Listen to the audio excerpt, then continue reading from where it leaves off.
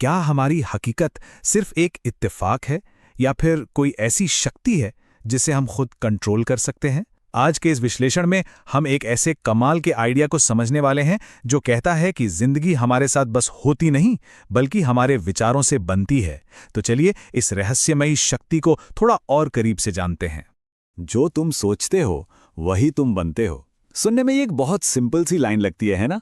पर यह सिर्फ एक कहावत नहीं है, ये एक बहुत ही गहरा सिद्धांत है जो इस पूरी चर्चा की नींव है। ये हमें बताता है कि हमारे मन में चलने वाला हर एक ख्याल हमारी दुनिया को बनाने की ताकत रखता है।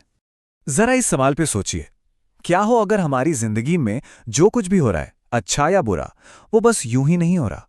क्या हो अगर हर घटना, हर इंसान, हर मौका एक तरह के आकर्षण, एक अट्रैक्शन का नतीजा हो जिसे हम खुद अपनी तरफ खींच रहे हैं? तो ये जो आइडिया है ना, ये कोई नई बात नहीं है। असल में ये एक बहुत पुराना छुपा हुआ रहस्य है। प्लेटो से लेकर आइंस्टीन तक इतिहास के सबसे जीनियस दिमागों ने इसे समझा और इस्तेमाल भी किया, पर सदियों तक ये ज्ञान कुछ खास लोगों तक ही सीमित रहा। तो सवाल यह है कि इन सभी महान लोगों को ऐसा क्या पता था? बहुत ही सिंपल सी बात थी, विचार सचमुच चीजें बन जाती हैं। इसका सीधा सा मतलब है कि जो भी तस्वीर हम अपने मन में लगातार देखते हैं ना, वो धीरे धीरे हमारी असल जिंदगी की हकीकत बनने लगती है। अब सवाल आता है कि आखिर ये काम कैसे करता है? देखिए, हमारी जो सोच है वो सिर्फ दिमाग में नहीं रहती, वो एक एनर्जी सिग्नल की तरह है, एक फ्रीक्वेंसी जो हम लगातार यूनिवर्स में भेज रहे हैं। और ये यूनिवर्स, ये ब्रह्मांड एक बहुत बड़े शीशे की तरह है। जो भी सिग्नल हम भेजते हैं वही हमें वापस मिलता है। चलिए अब थ्योरी से थोड़ा प्रैक्टिकल होते हैं और देखते हैं कि ये अट्रैक्शन का नियम हमारी रोज की जिंदगी में असल में काम कैसे करता है। यहां देखिए कितना सीधा कनेक्शन है। अगर किसी के मन में हर वक्त यही चलता है कि मेरे पास पैसे नहीं हैं, तो वो कमी की मतलब लैक की एनर्जी भेज रहा है और नतीजा, यूनिवर्स उसे और कमी भेजेगा। लेकिन जैसे ही सोच बदलती है और बनती है कि मैं समृद्धि में जी रहा हूं, तो बस असलियत भी उसी के हिसाब से बदलने लगती है। अच्छा, ये बात बहुत ध्यान से समझने वाली है। यूनिवर्स को हमारे शब्दों का हाँ या ना समझ नहीं आता, उसे सिर्फ वाइब्रेशन मतलब हमारे विचारों के पीछे की भावना समझ आती है। तो अगर कोई कहता है मुझे बीमार नहीं पड़ना, तो यूनिवर्स किस चीज पर फोकस करेगा?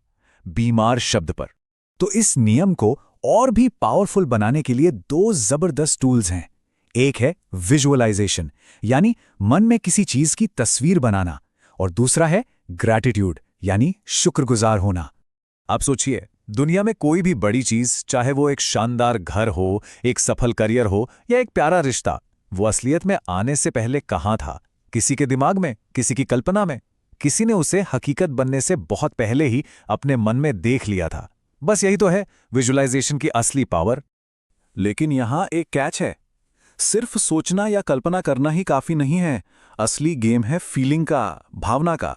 उस चीज को पाने की जो खुशी है ना, उसे अभी महसूस करना होगा, पहले से। जब वो एहसास आता है तो समझ लीजिए कि यूनिवर्स को सबसे स्ट्रांग सिग्नल चला गया है। और सभी भावनाओं में जो सबसे पावरफुल है वो है कृतज्ञता। जब हम उन चीजों के लिए थैंकफुल होते हैं जो हमारे पास पहले से हैं, तो हम यूनिवर्स को एक बहुत ही क्लियर मैसेज भेजते हैं, देखो मेरे पास तो पहले से ही कितना कुछ है। और ये फीलिंग एक मैग्नेट की तरह काम करती है जो और भी अच्छी चीजों को खींचती है। ये लाइन तो जैसे पूरे मैजिक को एक ही बार में समझा देती है। कृतज्ञता क्या करती है? जो हमारे पास है उसे काफी बना देती है। और जिस पल ये एहसास हुआ कि मेरे पास काफी है, बस वही एहसास समृद्धि में यानी अबंडेंस में बदल जाता है। सारा खेल सोच का है जो हमारी बाहरी दुनिया को बदल देता है।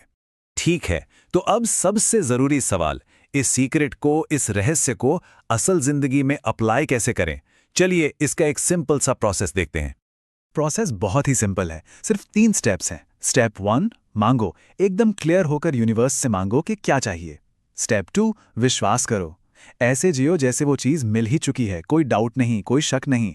और स्टेप 3, रिसीव करो, मतलब उसे पाने के लिए तैयार रहो और उसकी खुशी को आज ही अभी महसूस करो।